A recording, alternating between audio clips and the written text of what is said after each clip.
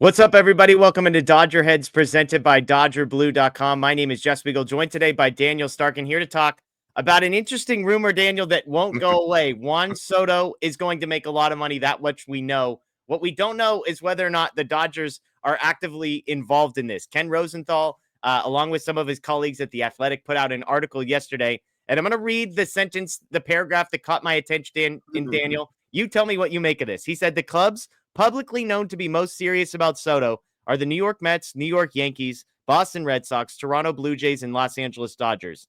The two people briefed on the negotiations said that all remaining contenders have made offers above $600 million. When I first read this, I think, holy crap, the Dodgers have made a $600 million offer to Juan Soto. I've been told by other people there's a way to read this where here are the five teams interested. The real contenders made $600 million. We don't know who those are. How do you interpret what Ken Rosenthal writes here? Unfortunately, I think I interpret it as the second one. Like I definitely read this a few times because it is very vague, and I think the Dodgers are in there for a reason, and we'll kind of get into all this, but I don't think it's as simple as these are the teams that are interested in him, and these are also the teams that have made $600 million offers. Like I feel like the wording would have been different if that was the case. Like it would have specifically said these are the teams that have made the offers. So in this business, you get a lot of vague reports like that may or may not be anything. So I don't think, I don't think it's fair to make that leap that the Dodgers, have made that offer. But I do think we know the Dodgers are in the mix, and we don't know if they're still in the mix. But if they are still in the mix, then I think that would imply that they have made that offer. But I don't think this specifically what you just read, I don't think we could totally just say, the Dodgers have made the $600 offer. There's two things that would have to happen for me to believe that the Dodgers are actually out on Juan Soto. Either Juan Soto signs with someone else or Teoscar Hernandez signs with the Dodgers. Those are the two things that would tell me the Dodgers are out. To me, the fact that Teoscar Hernandez is still a free agent tells me that the Dodgers are at least in the mix, Daniel. Now, in the mix could mean lots of things. Maybe they've made a smaller offer, shorter years, higher AAV. Maybe it's not a full $600 million offer, but I'm choosing to believe, and by the way, he's expected to sign by the end of the winter meetings, which start on Sunday. He could sign sooner. I mean, anything could happen, but basically in the next week and a half or so, we're expecting to have some resolution to this. I tend to believe the Dodgers are serious about Juan Soto. Now, are they as serious as Steve Cohen? Are they as desperate as the New York Yankees? Remains to be seen. But from your point of view, should the Dodgers be this serious, this desperate, so to speak, for a guy like Juan Soto?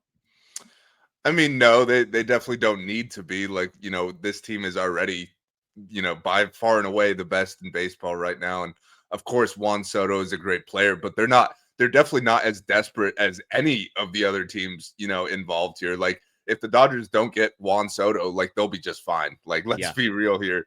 All these other teams basically need Juan Soto to be, World Series contenders or whatever. I know there's a lot of other guys out there, but there's only one Juan Soto. So the Dodgers definitely aren't as desperate as these other teams. But as Andrew Friedman talked about, after the Blake Snell press conference, like, business is booming for the Dodgers right now. Like, they got plenty of money to spend. And if you are going to spend it, Juan Soto is far and away the best player out there. So it makes sense that they're still in the mix here. I will say, like, when you're looking at this from Juan Soto and Scott Boris's perspective, they're going to want the Dodgers just in the mix until the very end, because that's only going to help them get the deal that they're looking for. Like, if teams like the Yankees and the Mets see that, hey, Juan Soto might end up with the Dodgers, maybe they're going to kick in an extra 20-30 million on top of whatever is already, quote unquote, their highest offer. So I do think until there's any sort of resolution here, like, the Dodgers name is going to be in these reports just because the Dodgers name is in every, report, and that helps free agents, get what they're looking for from other teams and whatnot.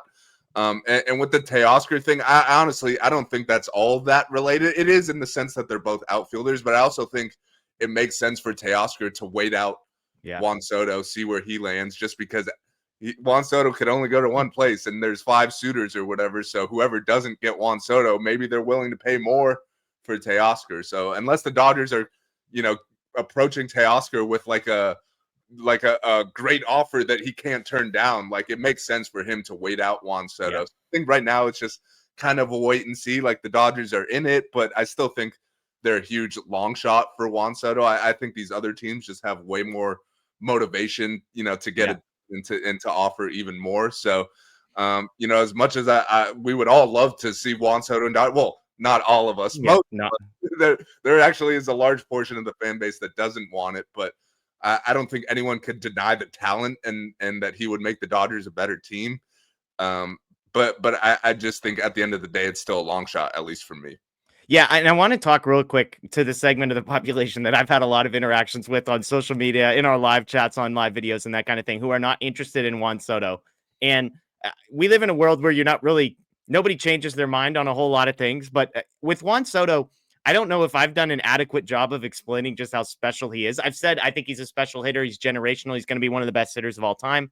And so I want to say two things. One is a lot of people point to like quote unquote off the field stuff, clubhouse issues. Please, if that's you, post a link in the comments below. Like, show me where you have found anything that tells me this guy's a clubhouse cancer. You may not like his antics. Like, you may find him irritating or annoying. There's no report from any team that he has been on that he's an issue that people don't like him, that I know of. Show me below. Okay. But as far as an offensive profile, so Baseball Savant, I'll just use percentiles here. So 100 percentile means you're the best in Major League Baseball at this thing. 0 percentile means you're the worst. So if you're in the 90th percentile or higher, you're in the top 10% of all Major League hitters in a category, okay? For Juan Soto, there's a couple numbers that jump out when you look at it. Since 2020, every single year for the past 5 years, he has been the best in baseball at walk rate. 100th percentile, 5 consecutive year for walk rate. Not surprisingly, if you look at chase rate, how often does he swing at pitches outside of the zone? 98th percentile, 100th, 99th, 98th, okay? So, okay, he takes walks. What does that mean? Well, a lot of times guys with that profile, do they actually hit for power? Like, are we talking about Luis Arias here, who's going to hit for 300, have a high on-base percentage, no power? Here's his expected slugging percentage. 100th percentile, 93rd, 95th, 99th percentile last year. He is basically the best in baseball at knowing whether a pitch is a strike or not and swinging if it's a strike. He's also basically the best in baseball at when a pitch is a strike, smashing it for contact. Oh, by the way, he literally just turned 26. This is the part I don't think we talk enough about, because most Major League Baseballs, you have to understand this, do not even come up until they're like 24, 25, 26. I was looking at some other guys. Shohei Ohtani, before he turned 26. Okay, and obviously he had only been at Major League Baseball for 3 years. But in the 3 years as a 23-year-old, 24-year-old, 25-year-old, which is 2020, in those 3 years, he had 4.3 wins above replacement as an offensive player total before he turned 26. We've seen what Ohtani has done at the age of 27, 28, 29. Soto is entering those years. Okay, Mookie Betts, same thing. Mookie Betts actually had a great year as a 23-year-old, but he's kind of the outlier. Freddie Freeman came up as a 20-year-old, but if you look at the seasons he had between age 20 and age 25, like his best season was a 5 wins above replacement season. Last one, Aaron Judge, is the most interesting to me. Okay, Aaron Judge had one great season early in his career. He hit 52 home runs. He didn't even come up until he was 24. His first full Major League season was at 25. He hit 52 home runs. He waited until age 30 to have the 62 home run season. So when the Dodgers talk about signing Juan Soto, here's what you're getting. You're getting arguably one of the best, if 3 hitters probably. I think it's Ohtani, it's Judge, and it's Soto, the 3 best hitters in baseball right now. But there's one of those guys who just turned 26, and that's Juan Soto. And you're getting him for the entirety of his prime and then some. I know the defensive concerns, but to me, Daniel, that's why I look at this and I'm like, he is a generational player. The 600 sounds crazy. I'd give it to him. I wouldn't blink. Is there a number that's too high? Maybe. How much are the deferrals? Whatever. Like, we are talking about a guy who is going to be maybe one of the 10 best hitters of all time in Major League history when this is all said and done.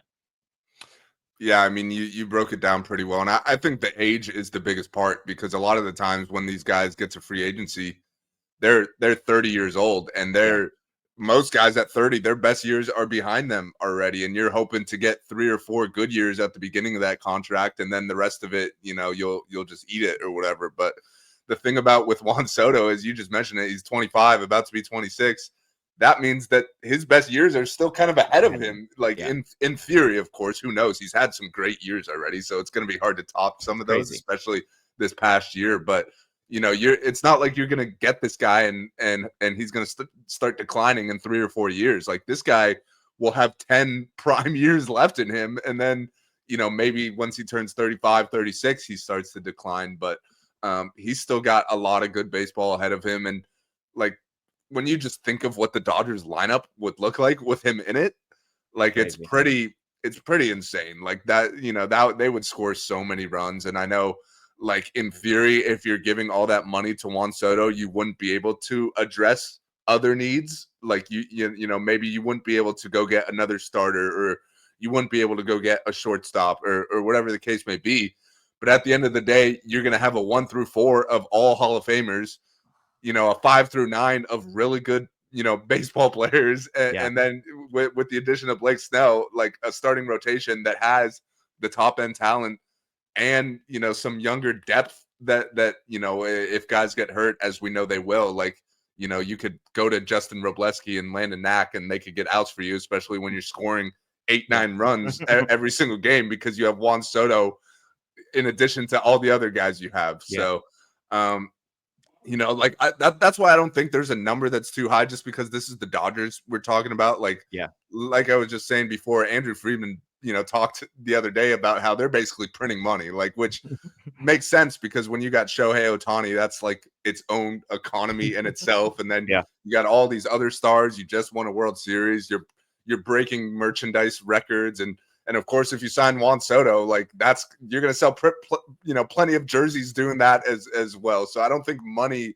is any sort of issue. So, we know the Dodgers are aggressive and they want to go out and build the best team possible. Like, Andrew Friedman basically said, like, the goal is to have the team in place by February and not have to go out and buy at the deadline next year. So they're going to be aggressive. They're in the mix. Like I've been saying, at the end of the day, I do not think they get Juan Soto. Like, feel free to surprise me. But I just don't think it's happening. But I do think they're going to be in the mix till the very end, just because that's what the Dodgers do. We've seen that with basically every star they haven't gotten. Like, they've been in the mix at least, and some guys they've gotten and it's worked out, and others they haven't. But like you broke it down, like, guys like Juan Soto don't become free agents very often, period, let alone at his age, with the career he's already built for himself. So I do think he's deserving of whatever contract he's going to get. We'll see if it's the Dodgers. I still lean no, but I do think if it comes to fruition, like, I don't think anyone should look at that as like a bad move. Like, you're adding a Hall of Fame player. So it's a fun debate to have, just because, like, we're very spoiled as Dodger fans. Like, no one else could really have this debate given all the other recent moves they've made. But when you're the Dodgers, you're just in on everybody.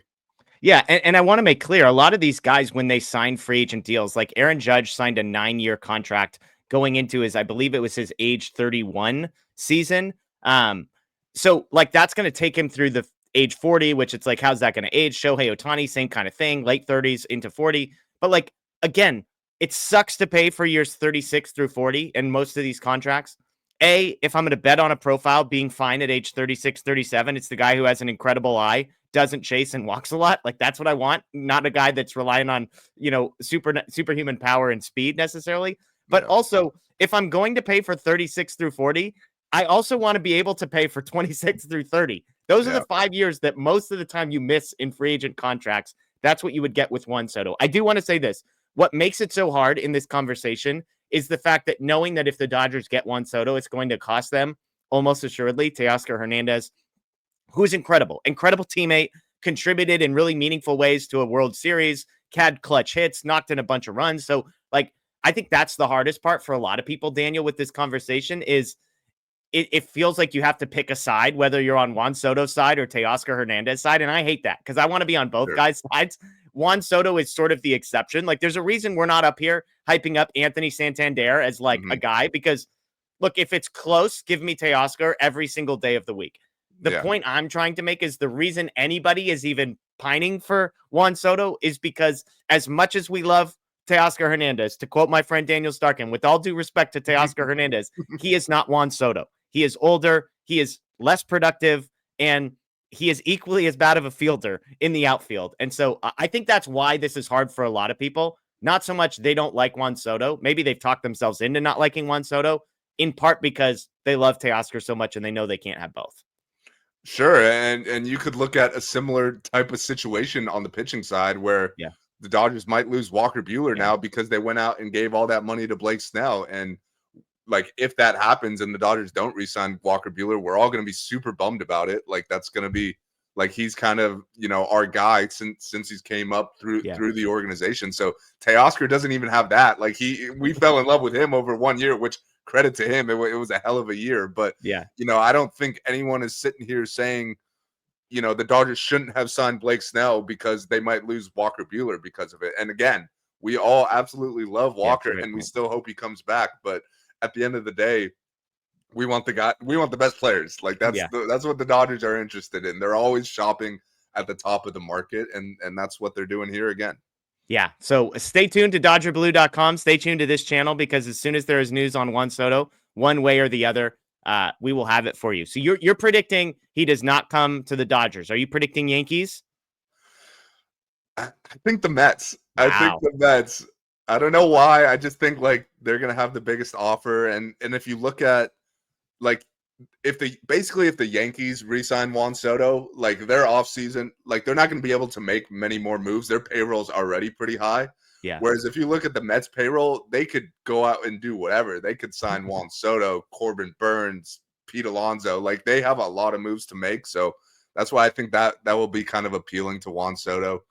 And they could offer the most money. Like, let's be real here. Like, I don't think he might not choose the Mets, but I don't think anyone's going to outbid the Mets here. Yeah.